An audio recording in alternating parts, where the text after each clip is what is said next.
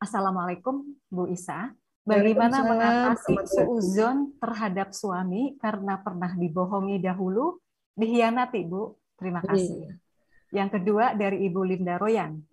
Bismillahirrahmanirrahim. iya, Assalamualaikum, Bu Aisyah. Mohon iya. bertanya, bagaimana caranya untuk menghilangkan rasa was-was khawatir yang berlebihan di dalam diri kita? Saya sudah coba zikir, berdoa, tapi masih aja jantung saya juga suka ikut berdebar. Mohon pencerahannya. Iya. Dari Baik Cynthia. Assalamualaikum. Ibu, kalau ibu menyusui, anak masih 3 bulan. Kalau tidak puasa, apakah tetap panjang sinyalnya? Terima kasih. Baik, silahkan Ibu. Ya, baik. Suuzon sama suami itu yang paling berat memang. Apalagi pernah ada pengalaman yang meninggalkan memori menyakitkan, menyedihkan gitu ya. Pernah dikhianati. Ini memang perlu ikhtiar lebih lagi. Ya, kalau bisa ditanya inilah perjuangan istri gitu. Apabila suaminya pernah melakukan kezoliman atau kekhilafan, tapi suaminya sudah minta maaf, disitulah kita. Ya, kalau sudah minta maaf kan orang udah minta maaf kok. Disinilah kita berjuangnya gitu. Bahkan dahsyat banget, bisa lama itu. Ada orang yang panjang untuk dia memaafkan suaminya. Tapi yang penting ikhtiar terus, ikhtiar. Nah, setelah ikhtiar tadi, ya cara ikhtiarnya itu tadi, istighfar, kemudian ya selalu ya Allah saya maafkan suamiku ya Allah, sebut namanya Fulan bin Fulan, ampuni dia ya Allah. Ya, kirimkan Al-Fatihah, kirimkan sholawat, ada ikhtiar juga untuk musyawarah gitu. Jadi kalau misalnya ada agak masih jengkel, minta izin sama suami. Bu Isa juga bilang gitu sama Ayah Toto, ya, punten, aku ngomong dikit aja, 10 menit, supaya lepas aja. Dan kita juga sudah ngerti bahwa perempuan memang harus ngomong, let's talk, ya. Suami-suami dikasih tahu juga, ini aku cuma ngomong aja ya. Bukan mau membongkar lagi yang lalu-lalu, yang sebetulnya sudah saling memaafkan. Ini cuma mau ngomong karena perempuan itu memang perlu ngomong. Ya, masalah di otak perempuan tuh ngubung sampai dia ngomong. Nah, kalau nggak bisa ngomong sama suami karena suami belum paham tentang ini, maka kita cari sahabat untuk mau dengerin aja. Tentu yang amanah. Kalau enggak ya cari tenaga profesional. Maka mengapa tenaga-tenaga profesional, para terapis, psikolog, psikiater, terapis-terapis yang datang lebih banyak ibu-ibu, yang datang lebih banyak para istri. Karena memang salah satu teknik perempuan adalah bicara. Ya, bicara. Nah, tapi kalau sudah bisa senantiasa bicaranya sama Allah, itu yang the top-nya gitu. The top-nya. Walaupun Allah juga memberikan ya satu ilmu pada kita bahwa memang perempuan perlu bantuan orang untuk memetakan gini loh. Kadang sudah dibantu, nanti 3 bulan lagi diomongin lagi itu. Itulah makanya ada istilahnya perempuan ahli sejarah karena dibahas lagi. Ya, yang penting tahu bukan ibu sendiri yang begitu ya, tenang aja. Ya, memang ini panjang kalau suami. Pokoknya terus aja ya. Nah, kemudian buat tadi tanya saya kok masih was-was, masih khawatir, saya sudah istighfar, sudah baca Quran, sudah kok masih jantung saya. Nah, itu ya datanglah juga ke para ahlinya untuk diperiksa.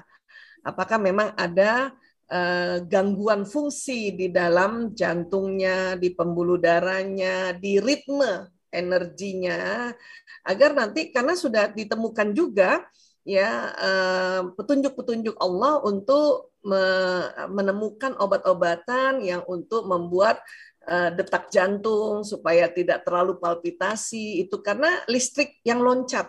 Karena kalau listrik yang loncat secara otomatis di jantung ya apapun penyebabnya udah sulit banget kita atur tanpa bantuan kimia. Dan ingat bantuan kimia ini juga petunjuk dari Allah itu. Obat-obatan kimia ini juga petunjuk dari Allah. Ini harus ngerti nih. Ya, bukan dari dokter, itu memang dari Allah. Allah kasih petunjuk pada ahli-ahli kimia untuk meramu ya obat-obatan ini pada orang-orang yang sudah di luar batas kemampuannya untuk dia menghandle. tubuhnya, ya. Jadi saya sarankan ibu untuk datang saja ke dokter, paling tidak dokter penyakit dalam atau sekalian aja ke kardiolog untuk di EKG dulu. Kalau secara fisik semuanya masih dalam batas normal, maka kekhawatiran itu kemungkinan dari psikologis.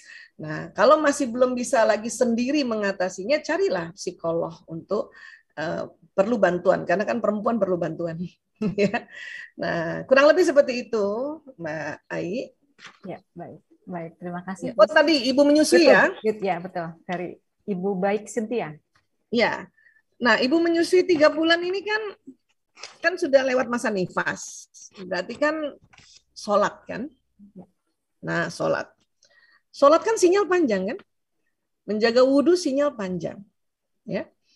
Memang banyak sekali ibu-ibu yang belum lagi sanggup saum karena lapar ini, karena menyusui, apalagi kalau anaknya laki. Wih, itu ya, anaknya laki gitu. Ya, maka untuk saum di Ramadan ini nggak sanggup. Berarti kan salah satu cara untuk memperpanjang sinyal nggak bisa kita lakukan. Nah, itulah mengapa diminta ya membayar fidyah. Karena fidyah ini juga salah satu pemberian kan. Jadi salah satu bentuk dari sedekah tadi. Memberi makan satu orang seperti makanan yang kita makan, menunya, berasnya gitu. Satu kali makan, nah kita berikan. Kalau ibu 1 bulan penuh, misalnya karena sedang menyusui, tidak sanggup puasa karena anaknya laki-laki, haus terus, karena malah nangis karena nggak puasa dan sebagainya, ya berarti kan ya 30 hari itu kita bayar fidyah. Nah, waktu bayar fidyah itu, ya kalau saya sih saranin tiap hari. Kenapa? Karena pada saat waktu memberikan kita fidyah kepada orang yang tidak mampu, itu sinyal kita diperpanjang dari sedekah tadi. Dan perbanyak sedekah lainnya. Ya. Sumbang untuk iftar kah, sumbang untuk infak yang lain. Karena itu teknik-teknik memperpanjang sinyal. Dan ingat, ini juga sekali lagi tadi yang saya sampaikan bahwa ini kan tugas ibu memang untuk anak-anak yang masih kecil ini gitu. Apalagi 3 bulan belum bisa ada tambahan, ada PASI ya, pengganti ASI, dan susunya masih bagus. Nah, nanti setelah itu masih sanggup mengganti di lain, silakan gitu. Itu lebih afdal lagi.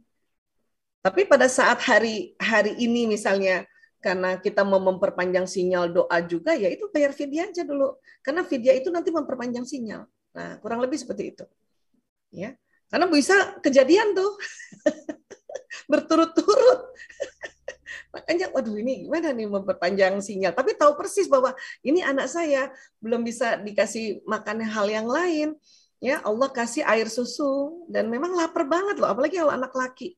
Ya, belum lagi kalau ada gastritis, ya sudah ya Allah, kan Allah memberikan rukhsah, memberikan keringanan, ya, dan kemudian penggantinya adalah bayar aja fidyah dulu. Nanti di luar nanti setelah anak-anak agak besar, kemudian kita cicil, kita punya puasa Ramadan, ayo gitu. Jadi ada keringanan, tapi ingat keringanan jangan juga diringan-ringankan kan gitu. Keringanan ini hadiah dari Allah, anugerah dari Allah. Walau alam bisawab, ya itu yang bisa lakukan ya. 5 anak itu nggak ada henti-hentinya menyusui. Allahu Akbar. Masya Allah. Panjang sekali Bu, 5 anak. Sinyalnya panjang sekali. Alhamdulillah. Iya, karena waktu kita dekap bayi, kan si bayi ini ada sinyal. Ya kan? Jadi makanya saya bilang tadi, ibu yang ngurus anak, apalagi anak masih balita, ini kita gendong sinyal-sinyal gitu. Jadi dengan kita gendong anak aja sinyal kita udah double. Maka waktu kita gendong anak kita doa lah di situ. Kita niat lah, minta lah di situ. Karena ini perpanjang sinyal dengan si anak. Jangankan digendong anak, masih dalam rahim aja itu sinyal panjang. Itulah mengapa ibu hamil ya itu barokah banget. Ibu hamil doanya makbul karena dari tubuhnya dan dari janinnya. Gitu, termasuk ibu menyusui, ya, ibu menggendong anak, wah, masya Allah. Jadi gimana Mbak Ai, mau Ya, tambah baik, lagi? baik. Bu, tadi kan menggendong anak ya, Bu. Kalau menggendong anaknya sudah besar, bagaimana, Bu? Remaja atau Ya dewasa? termasuk, Atau kan masuk dia juga juga? sinyal, apalagi ibu sama anak sinyalnya kan providernya sama. Nah, Itulah tadi saya katakan Ramadan ini keberkahannya lagi adalah yang biasanya anak-anak pergi ada kegiatan sendiri masing-masing, paling enggak tuh ada waktu-waktu sahur tuh yang bareng-bareng, ya. Yang biasanya ya Bu Isa udah ngerasain juga tuh, biasanya cuma berdua juga sama Ayah Toto. Oh ini karena sahur lumayan nih, ada 3 anak, karena 2 yang lagi tugas, ada 3 anak, ada berlima kami duduk di kursi, itu kan sinyal menyatu, duduk kursi makan, ya. Maka tinggal karena anak-anak masih belum lagi level kefahamannya tentang doa itu luar biasa, mungkin mereka nggak sempat doa, kita aja yang doa. Bisa gitu lagi kalau lagi seneng lihat ayat atau ketawa-ketawa anak-anak sambil bercanda sambil sahur, itu bisa doa langsung angkat tangan begini gitu, ya. Doa apa saja karena sinyalnya ada 5 anak, ini belum lagi sholat jamaah nih. Masih Masya Allah. duduk-duduk makan berjamaah, itu aja sinyal udah panjang, Masya Allah, ya. Masya Kita Allah. ngomong sinyal nih kan karena dikit-dikit orang cari sinyal, padahal badan kita banyak sinyalnya, Masya Allah.